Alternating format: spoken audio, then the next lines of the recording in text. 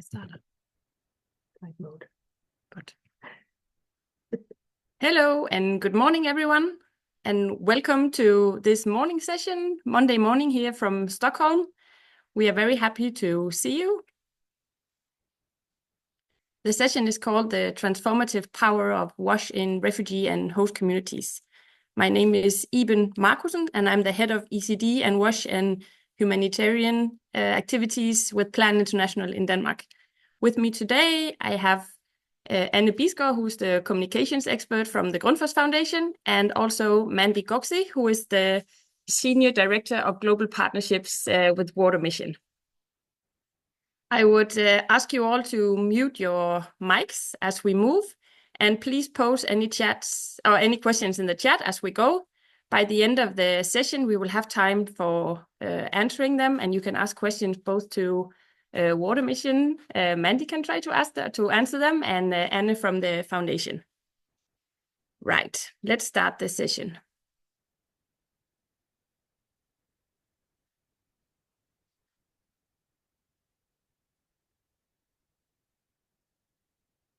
So Martin, I have problems in shifting my slides. You can try to Here we go. unshare and share again. Okay, it works. Perfect. Yeah, thanks. Thank you. Yeah, just a quick run through of the agenda. We will start to set the scene. What kind of place is Turkana, where this project is implemented? After that, we will get a few perspectives from the Grundfos Foundation, why they have entered into a complicated setup like this is. I will go a bit deeper into the project, which is called Climate Proving WASH Services.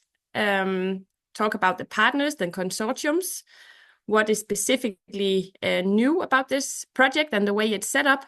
How do we ensure learning as we go? And then towards the end, as I said, we will have time for questions and answers. But first, I would like you just to think a little bit about how many people you think that are living in the refugee camps in Turkana. And here are some options. You don't have to share anything in the chat, but it's just to get your mind starting. Is it 100,000, 250,000, or 455,000?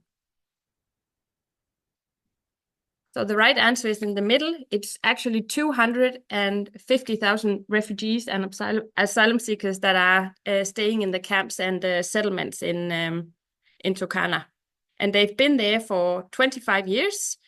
Kakuma actually means nowhere in Swahili. So the camp is having quite a depressive name.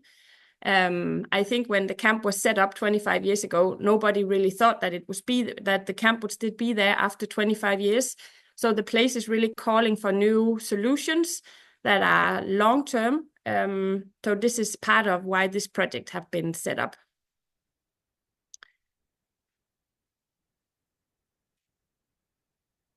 Yeah, question 2, I just revealed the answer, but you can see here that it is actually 25 years that the 2 refugee camps have been there. The number of people during the year is just growing and growing, which is why that when the refugee camp was filled up, they started to settle the Kalobey settlement. And the difference between the camp and the settlement is that the settlement has a bit more sort of open structure.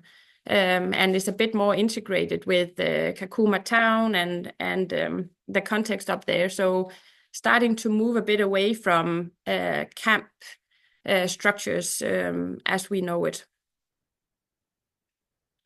The final question is, because we don't only have refugees living in Turkana County in Kenya, there are also the hosting communities, and we are both working in the camps and the settlements and the hosting communities. So what do you think that the percentage of people that are practicing open defecation in Turkana is? I'll give you some options: 50%, 67%, or 76%. And the right answer is 76%. This is a good indicator of the level of services available in Turkana. Turkana is one of the most deprived regions in Kenya, and apart from hosting a big number of refugees, opening their county for people in need, they definitely also struggle themselves to survive and have a decent life. Yeah. A little bit more about Turkana. Where are we now? As I said, the refugee camps in Turkana have existed for 25 years. That's a long time just containing people in a camp without offering them potential to get a job and a good education and settle down, become a citizen. The structures around camps, as you might know, are parallel to sort of governmental structures. We have the UN system coming in, setting up cluster systems, and the funding going into these kind of humanitarian or also protracted humanitarian situations are mostly short-term, with a focus on quick solutions. It is mostly humanitarian funding that has been going into Kakuma and Kalobey refugee settlements, and that has been completely siloed from other development activities that are then taking place for the hosting communities that are driven by the county government, which is a decentralization of the government in Kenya. The organizations that are working in the camps have been focusing on specific sectors that they have specialized in. That is, of course, very good, but it also challenging towards integrated programming. So it is difficult to avoid silos, and that goes both in sort of how the funding is set up, but also how reporting and coordination mechanisms function today. So where is it that we want to go? Maybe some of you have heard about the Shirika plan, but that's a very ambitious plan that the Kenyan government has put into place. Popular speaking, you could say that now it's time to tear down the walls of the camps and to turn Turkana into a development county, making the refugees have rights as Kenyan citizens and contribute to the development of Turkana and Kenya, not sitting there as passive refugees without any potential to release their or fulfill their potential. This is a very new way of thinking, and basically it means that the county government in Turkana will slowly take over service deliveries from the UN system. This, of course, impacts both funding mechanisms, the power dynamics in Turkana, as well as how do we all work together with now the county government driving it. Hopefully this can mean that we will have a lot more integrated programming with a nexus or a long-term approach, that we stop thinking about Turkana as a short-term humanitarian context, but that we integrate and connect various activities.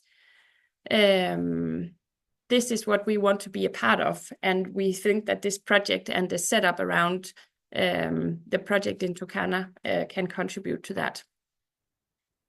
Now, I want to just briefly give the word to Dorothy. Dorothy is our WASH expert from Plan in Turkana.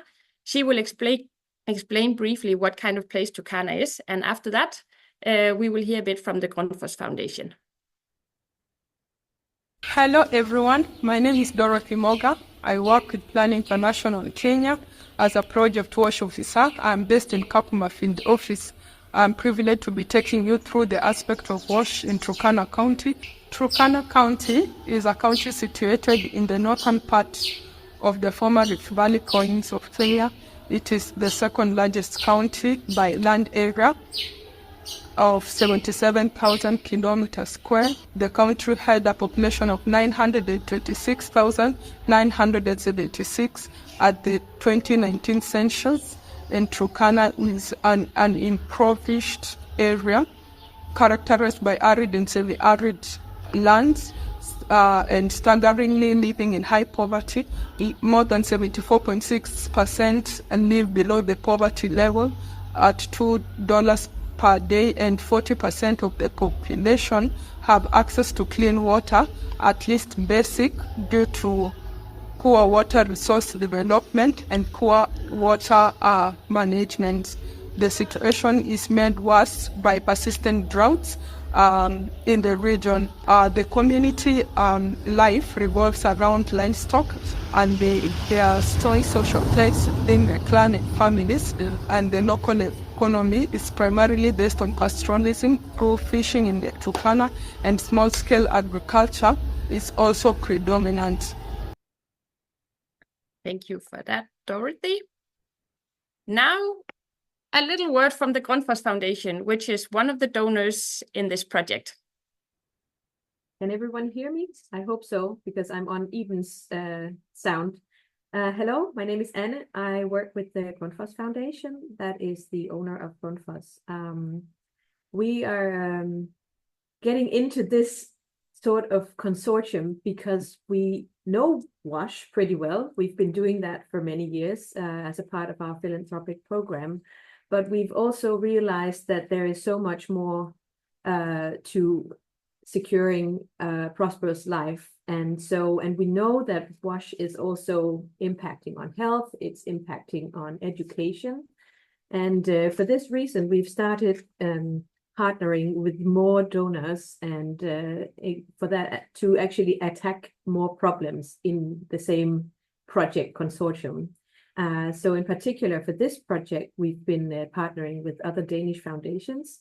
That is the Novo Nordisk Foundation. They are big on health, and the Lego Foundation, who are big on education and play. So they are also contributing into this project. And then of course the Danish government, the DANIDA, funding. So we've got more people on board, we've got more money on board, and we've got more partners on board. And in that sense, we can do what we do best, and everybody else can do what they do best, and we attack more problems together. So we thought this is the way to go forward. Thank you. Yeah, thank you, Anna. From the implementing level where Plan and Water Mission and our partners are, it's extremely interesting to see that donors are now also pooling funds to help facilitate this integrated program, so that it's not sort of the responsibility of us as implementing partners only to drive integrated programming, but that is also something that is coming from the donors. It can be very challenging to go up against these silos, and it is taking so much time to coordinate, to share, to listen, to develop a common language, a frame of goals. But this is really a nice opportunity for us to work under an umbrella where all this is sort of given from the beginning, that this is just the way we have to work to tackle the complex situation that we see in Turkana. I have only listed here DANIDA, the Danish Ministry of Foreign Affairs, and the Grundfos Foundation as donors because they specifically are donors to the CP WASH project. But as Anna also said, the Lego Foundation and the Novo Nordisk Foundation is also contributing to this bigger program, with also focusing a lot on education and health and livelihoods. So apart from Plan and Water Mission, we have other partners on board for this project. Subcon is a local implementing partner. We have Swiss Contact, who is a Swiss partner focusing on private sector development. And maybe one could say, what does private sector has to do with access to water? But a lot, actually, or hopefully we would say. And then last but not least, the University of Copenhagen is on board to capture learnings and show that we work evidence-based and pick up continuously on the learnings because everything is new here. Yes, let me share here. Yeah, here we just have some facts about the climate-proofing WASH services, the project based in Turkana. I think we know that already now. It is a 3-year project We just finished our inception phase where we did loads of assessments and coordinations and workshops and meetings to get on the same page, find out where we're starting out from. And then we are now ready to actually start the implementation.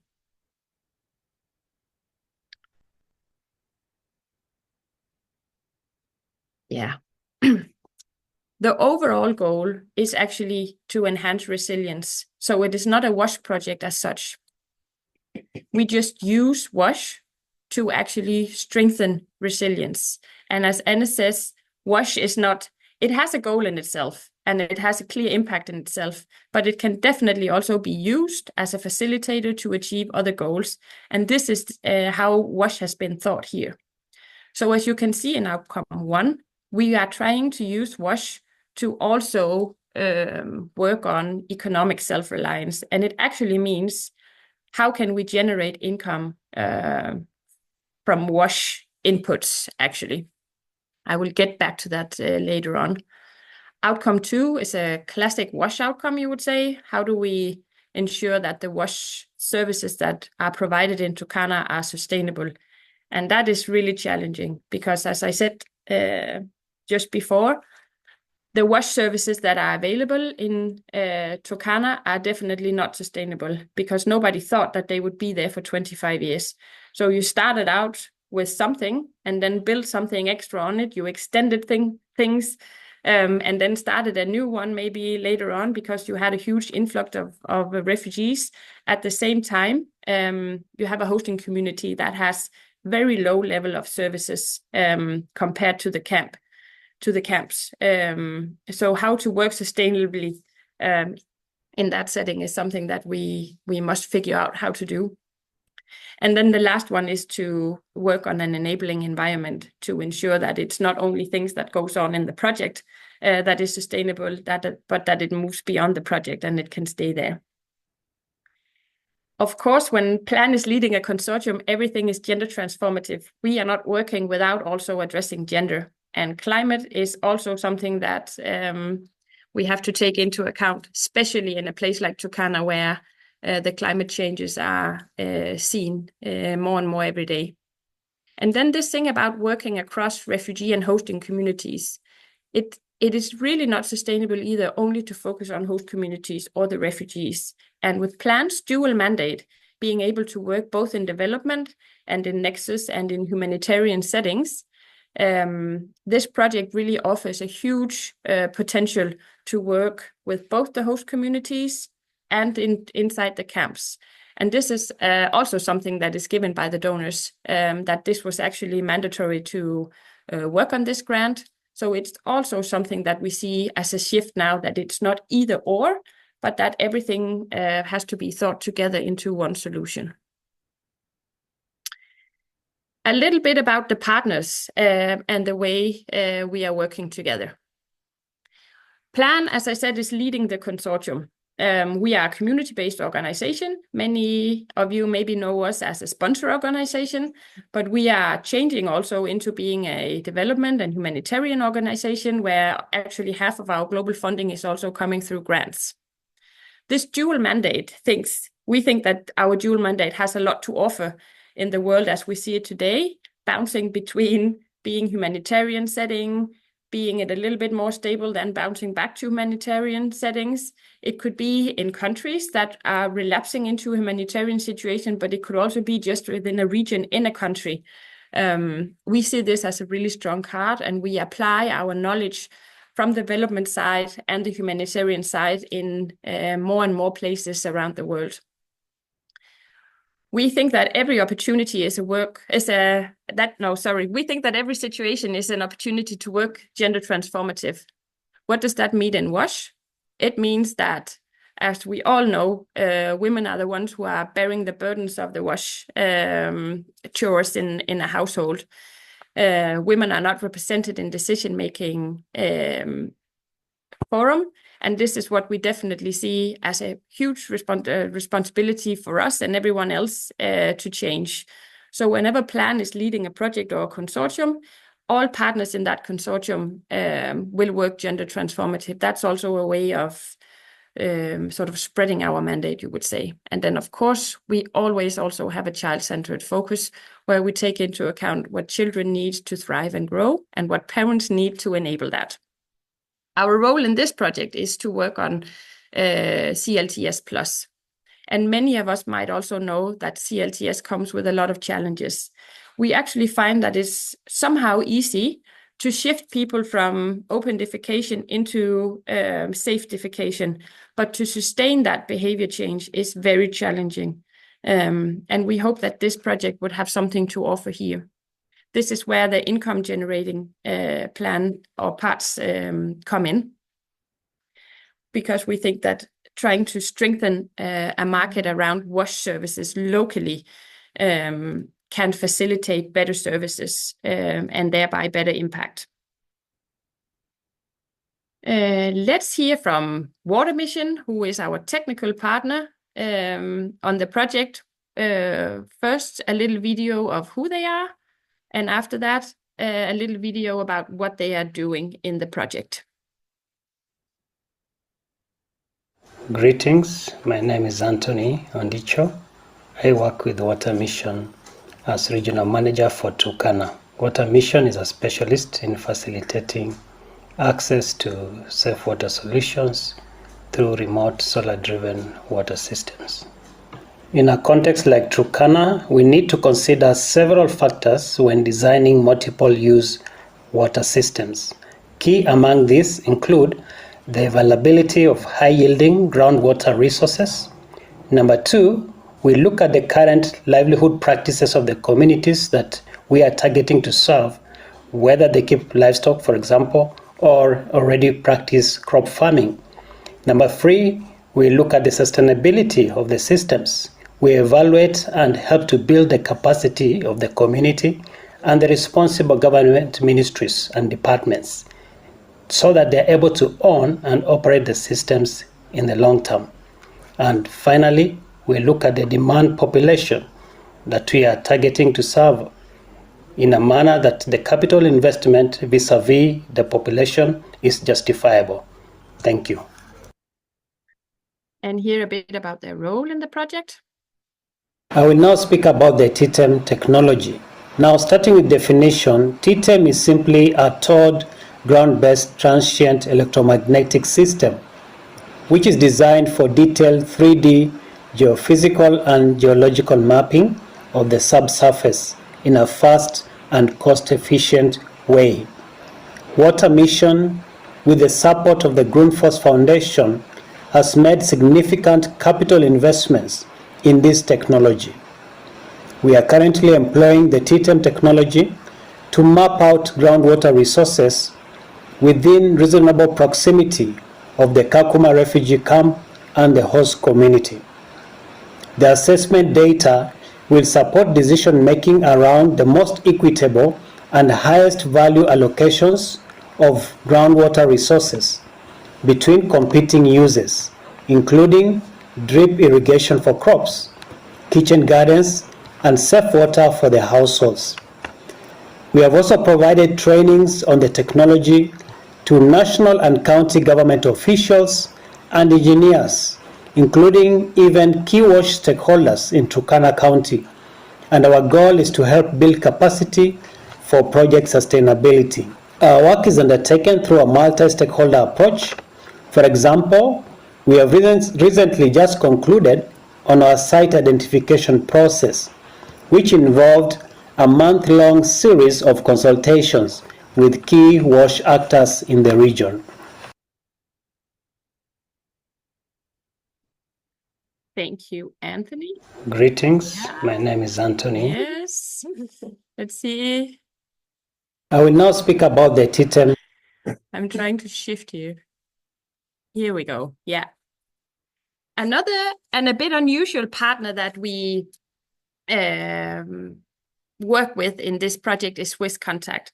And normally they work with developing the private sector. So when we approached them and asked if they would like to work on the wash market, they said, oh, but we have never done that before. And maybe that it serves as a golden opportunity to actually exploit a market to enhance both income generation, but definitely also strengthen the WASH services. So what Swiss Contact is doing is that they are assessing the market to see if there are any products that have high potential to generate income in a sustainable way. We are currently looking at 3 products. One is a latrine where we can make value out of the fecal sludge to see how we can use that for farming, for instance. Another one is water kiosks to see if we can actually make the water points more sustainable by setting up water kiosks around them. And the third one is soap and pad making. Sorry. And it might not seem that innovational to set up classic products like that. But to put that incentive towards it from a market-based perspective is actually quite new in a setting definitely like Turkana. But it may also prove quite difficult. So we will do them as a pilot to see how it goes and learn from that. Yes. The last partner we have is Sapcon. So Sapcon is our local boots on the ground. They have been operating in Turkana and Kakuma for many years, and they are very well established. They know the drill, so to speak, and we could not do anything without them. Their role will, of course, be to bind everything together and to sort of take all the knowledge that us as international NGOs have and transform it, present it in a way that makes sense in a local community.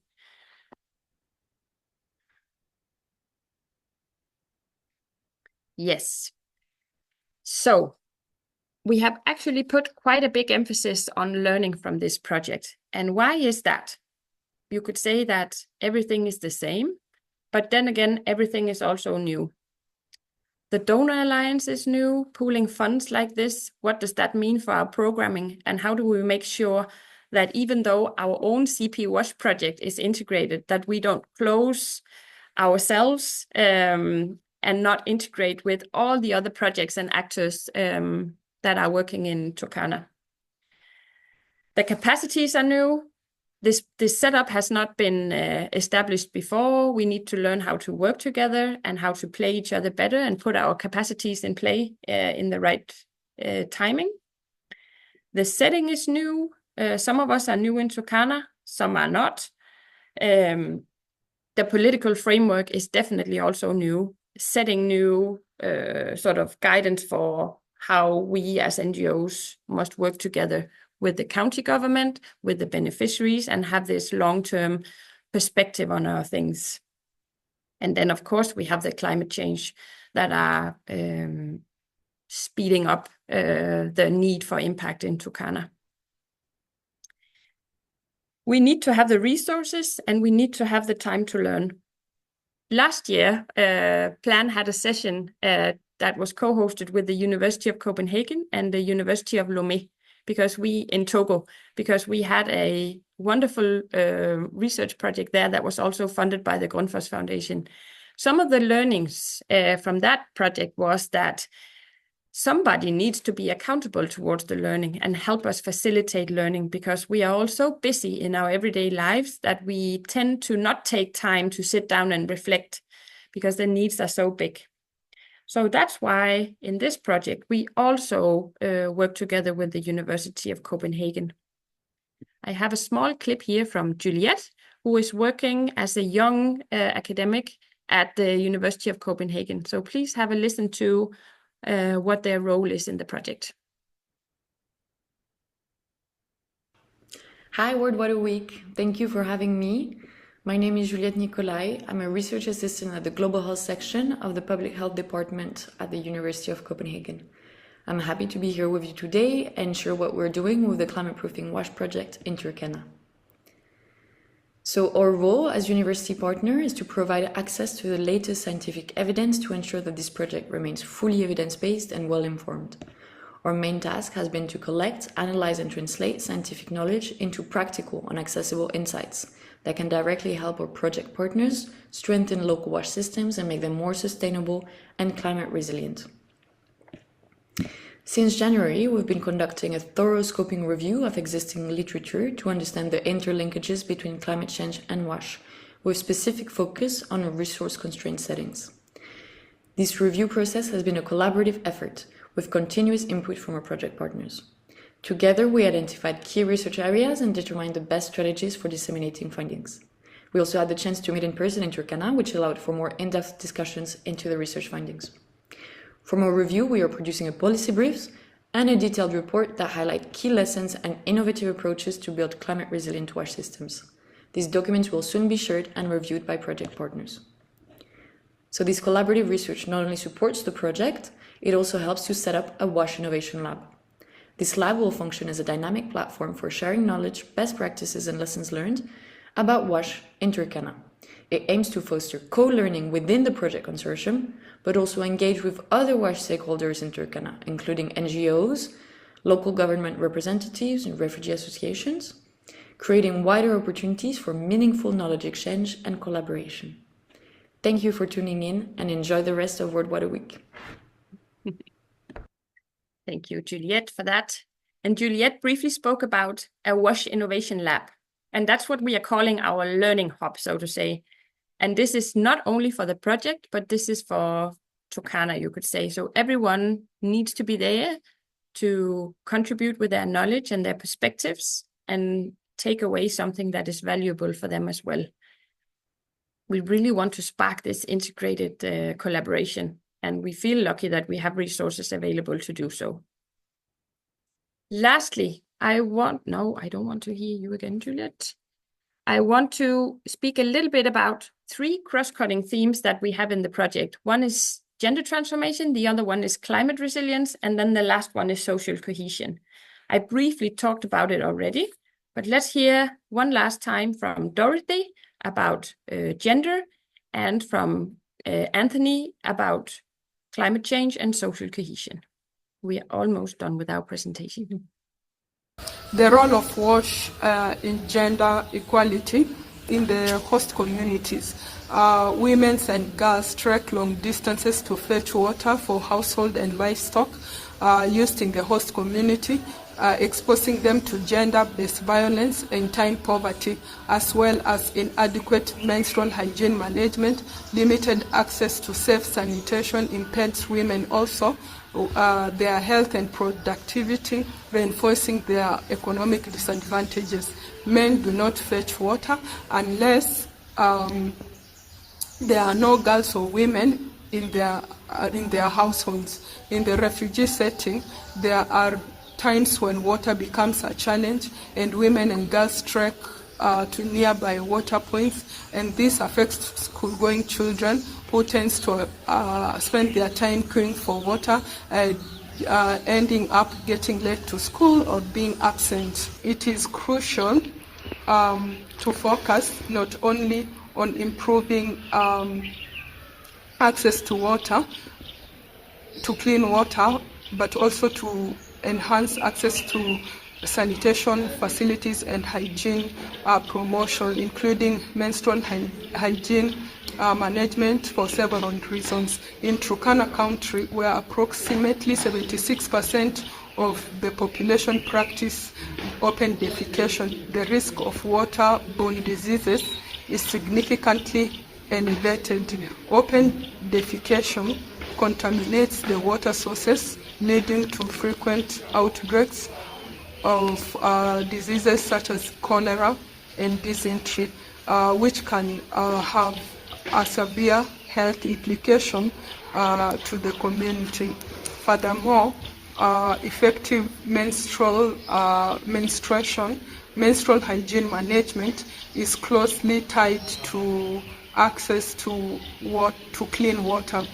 Throughout adequate water for personal hygiene, girls and women face challenges in maintaining menstrual hygiene health, which can lead to discomfort and health issues. This lack of proper hygiene facilities often results in girls missing schools during their menstrual periods, disrupting their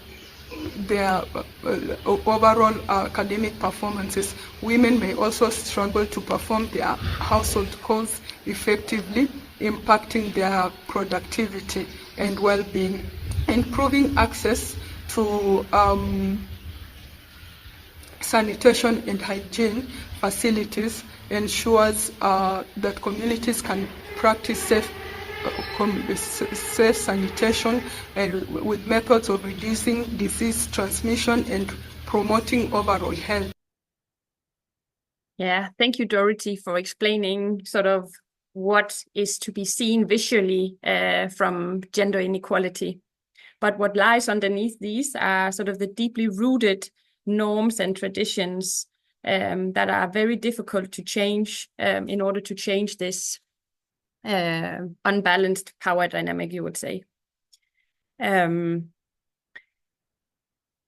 think we need to talk more about the S and the H in WASH and a little less about the W. So maybe next year, the World Water Week could be called World WASH Week. That would be a little wish from Plant's side. Yeah, as I said before, in Plan, we cannot do WASH without gender. Maybe we are not the best in doing WASH projects. So if you're looking for sort of a strict WASH project, maybe the money would be better given to somebody else. But if you need a gender transformative WASH project, then you should give the money to us. Because WASH offers this golden opportunity to work with gender. And you cannot be successful in your WASH project without also addressing these gender dynamics that lies behind them. We are also now learning that you cannot address climate change without also addressing gender, because the climate changes are also unequally have consequences for women. Those are the ones carrying the burdens, for instance. They are the ones walking longer for water because their sources dried out. In Turkana, for instance, there were 5 rainy seasons that failed. So the 6th one was so heavy that they experienced floodings. Maybe you remember back in earlier this year when Kenya experienced huge floodings that also went, of course, to Turkana. So gender is obviously not only about working with communities, it's also about working with new technologies. And that's why Water Mission is part of this consortium. Let's hear last time from Anthony what he has to say about that.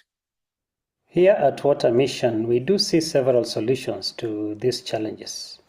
And some of them are, for example, 1, the use of innovative technology in groundwater mapping. Number 2, capacity building of key WASH actors in Turkana County. And 3, integrated water resource management through aquifer recharge and remote monitoring of groundwater resources. Yeah, thank you.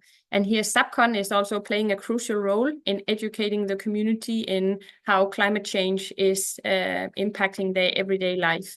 So for instance, what is the connection between cutting trees for firewoods and having these failed rainy seasons? It's difficult to understand for persons who have never gone to school or been outside Turkana. So there's a long way forward to achieve. The role of WASH. Sorry for that. There's a long way forward for the. Here at Water Mission, we do see. Have an impact. Sorry, something is wrong here. Yeah. So this is simply just a summary of what I have been talking about for the last 35 minutes. I think we should now open the floor to some questions. I can see that they've been ticking in the chat. Maybe Anne and Mandy and Khadine also, if you're online, if I can maybe have a bit of help, because I cannot see the chat over here. We can go through them.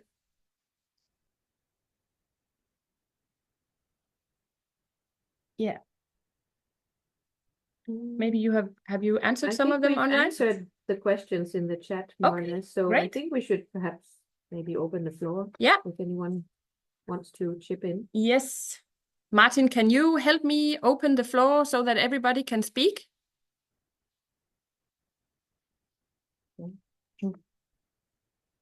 Yes, it's open now.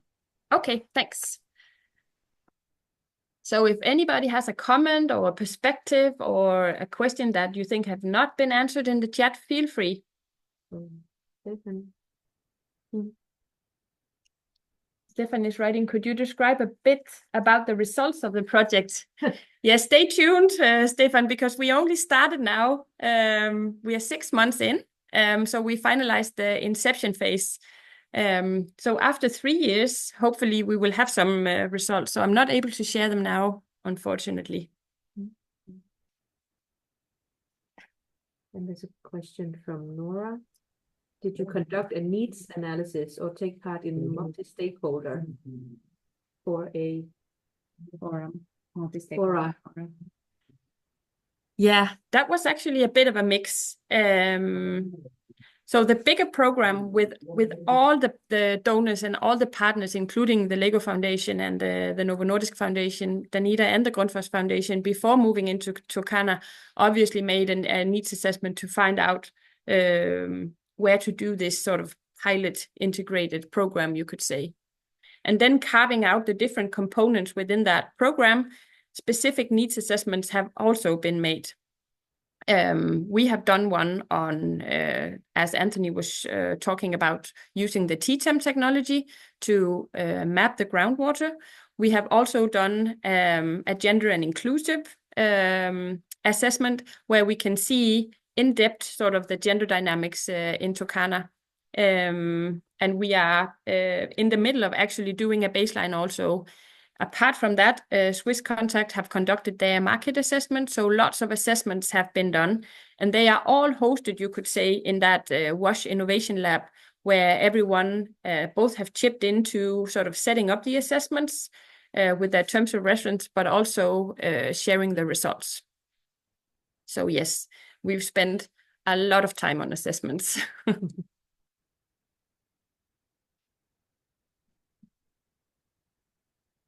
Maybe you can elaborate a little bit on the research part of it. Is it accessible anywhere? The results coming out of the Learning Hub? Yeah.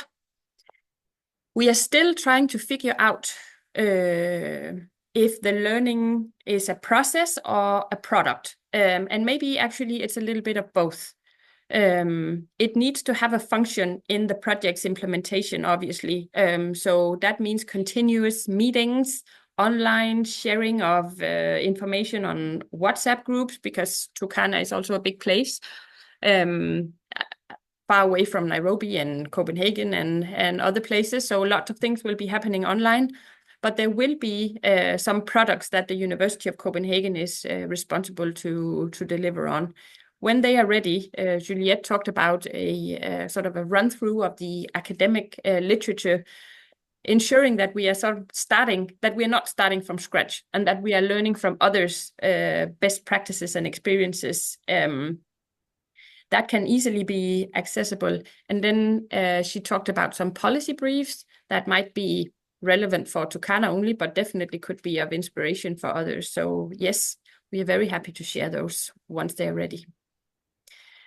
But setting up a WASH Innovation Lab like this is also, it's a learning in itself, actually. How does that function in an environment where we have lots and lots and lots of coordinating mechanisms already? Does it actually add value, or is it something just another task that needs to be done so that I can move on with my real job, so to say? So we perceive this as being very sort of adaptive, and we will apply it in a dose that is making relevance to us and to the stakeholders around us. So we have a question here. So how efficient is the program in trying to identify groundwater sources in mapping the areas? How efficient is it? How can you let your work, which you have done for the past, I don't know, 2 years, or how many years have you worked on the project? Jerry, you were a little bit difficult to hear. If I hear you right, you're asking how long have we been working on the project, and how can we ensure that our work is impactful? Is that what you're asking? Yeah, the first question is that one, but now the second question was, how efficient is the groundwater mapping? How true are the values such that when you identify a place and you really know this is the place and you have identified the water source? Yeah, thank you for that question. Because sometimes we tend to miss when you're doing geological surveys to identify this is the right source for getting water. So how efficient is this TTEM in mapping the groundwater sources? Mm-hmm. I can take a first start at that. This is Mandy Goksu with Water Mission. So the TTEM technology has been used in a couple of different countries by Water Mission, and we're finding that in each application, it is a bit of a different outcome, and so you'll have unique challenges on the geography side. So in Ethiopia, the results look quite different from Kenya, where it was a bit easier to assess the results. I think one of the things we're discovering right now is the need to kind of collaborate the data and triangulate essentially the data from that to more traditional groundwater exploration tools. And that's because you'll notice, I think Anne had put some of the information on TTEM in there.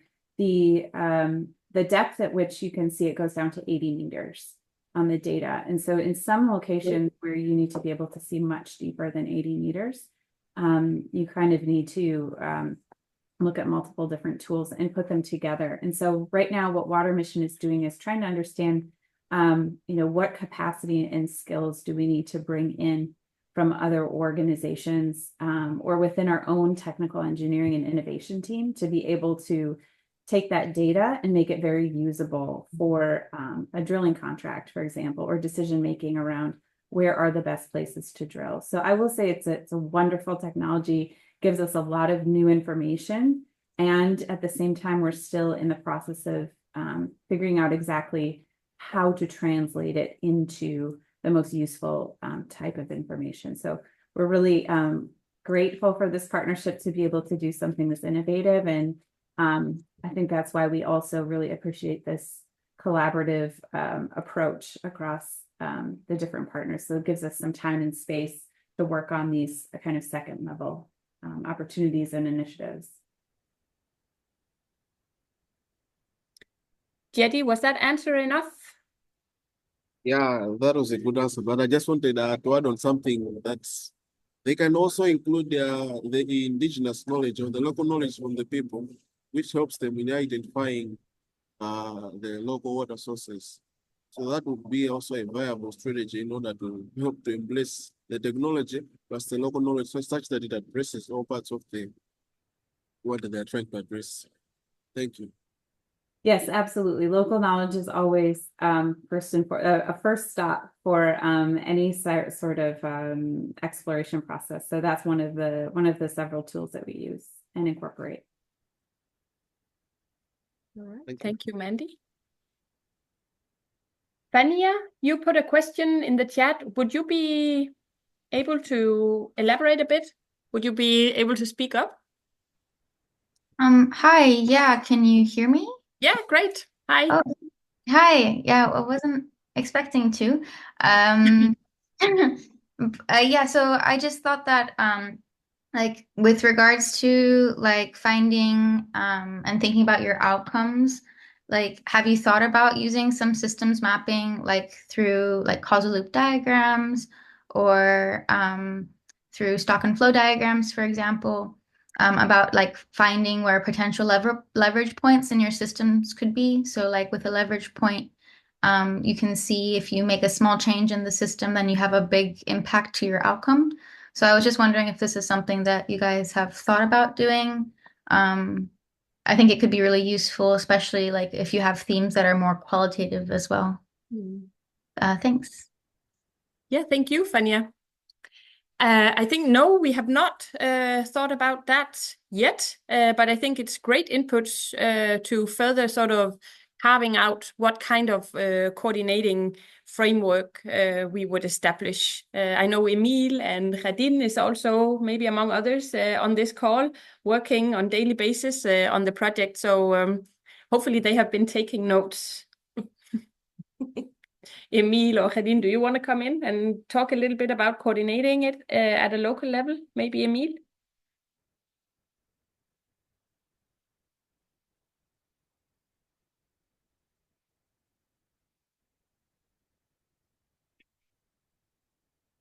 Maybe not. No. The reason why we pre-recorded all these videos were also we didn't really dare to have a live connection through to Turkana. So maybe that's also why we are hearing that silence right now. There's 2 questions from Baralakash. Yeah. Yeah. How is the O&M taken care of? Does this include building capacity of the community? Also, I would like to understand what kind of monitoring mechanism is in place to check the water service delivery. Mandy, that goes to you. Sure. And Anthony, I think you're on. If you want to chime in, that would be great as well, if that works for you. But I'll try to answer as best I can. So in terms of the technical measures, as you know, this is integrated WASH programming, and the water mission piece of that is safe water supply to as many people as we can reach within the scope and the budget. And so we are developing solar powered water systems infrastructure designed and implemented across other refugee contexts and bringing that over to Kenya. We serve about 500,000 refugees every day in Uganda. So there's a big piece of the design work that reflects efficient O&M and efficient monitoring of the network on a long-term basis. So Water Mission uses various different types of operations and maintenance models, from community managed plus, which is kind of Water Mission staff being somewhat involved in community management, but leaving it mostly to the Safe Water Committee, all the way up to a private utility model in Uganda today. So we always try to find the appropriate place within that spectrum for each of the contexts in which we work. So the exact model is currently under development, but where and as needed, Water Mission staff will provide substantial O&M support where needed. And in terms of monitoring, Water Mission since 2017 has been putting groundwater monitors on our systems across Africa, East Africa. And so we are constantly collecting data around aquifer levels and changes in aquifer levels over time.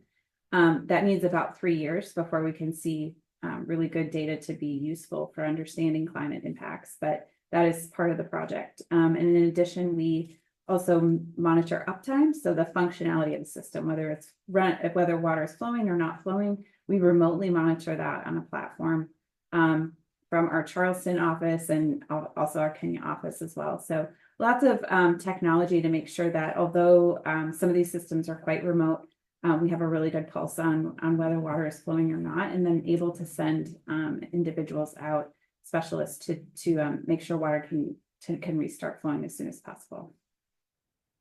And the data is obviously used for capacity development, right? To sort of understand what is the data showing, how can that be used for operational functioning of the systems, right? So it's not just a one-way flow of data.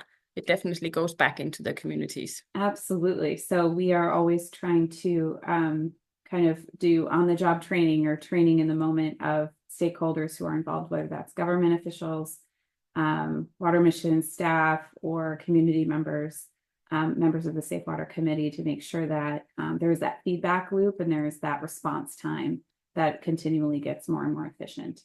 Yeah. Yeah. Mm-hmm. Thank you.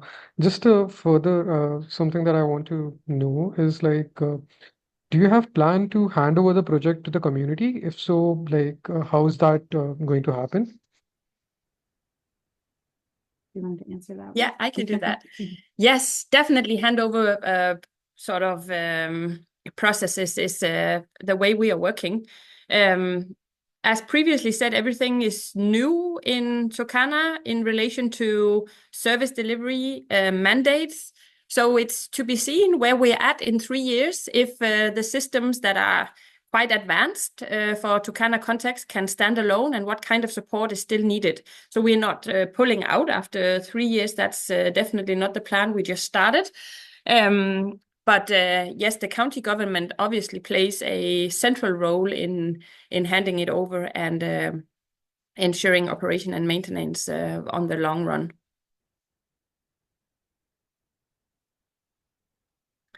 Thanks. Thank you. From Stefan. Yeah. Can you describe a bit the concrete technical measures which you are planning besides the TTEM? Technical measures, what would that be? Stefan, can you come online and elaborate a bit on that? For sure.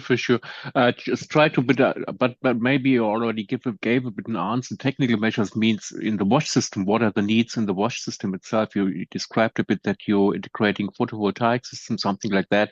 But you're also doing something in the wash system for the people itself. I didn't get that if there are measures planned like that. And the second question, maybe to add that, you described that you have some ideas about the operation and maintenance, but as the CAP is quite old, how is the operation and maintenance currently managed? So how it is currently managed is that inside the camps, you would have an organization that is the wash lead. They are technically responsible for the O&M, but obviously they are suffering under very limited amounts of funding and a little mandate to sort of fulfill that role, you would say. So it's in poor shape, we would say. In the hosting communities, it's even worse because the resources towards the county governments are even lower. So actually their strategy is that within the next 3 to 5 years, they will promote water trucking because drilling boreholes is so difficult, both to actually find water in an area like Turkana, but also operate and maintain it. So I think that's a picture of how difficult it is.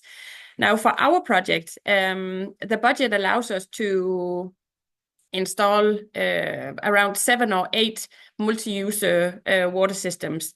Some of them will be established from scratch, you would say, with the drilling and a new system installed of it.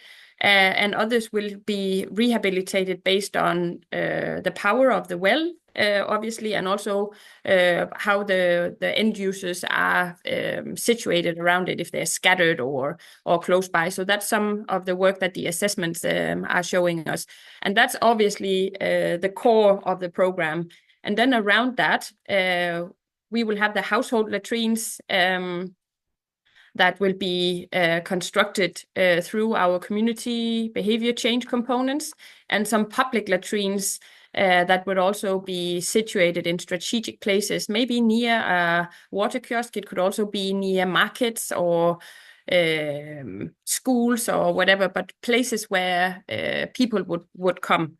A challenge in the hosting communities is that we have nomad or semi-nomad populations. So how do we reach them with, you would say, sustainable access to water, let it alone be investments in sanitation and hygiene? So that's some of the challenges that we are seeing. Does that answer to your question? Thank you very much. That's great. Perfect.